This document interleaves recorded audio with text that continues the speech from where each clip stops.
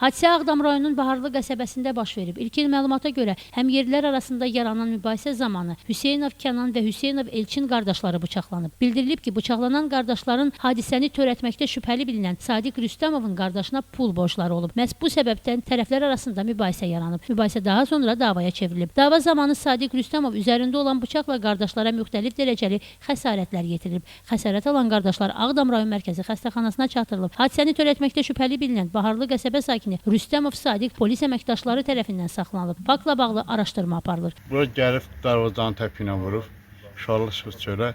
Çıxandan sonra bunlar dalaşıblar. Dalaşandan sonra gelib çapacaq gətirib əlində.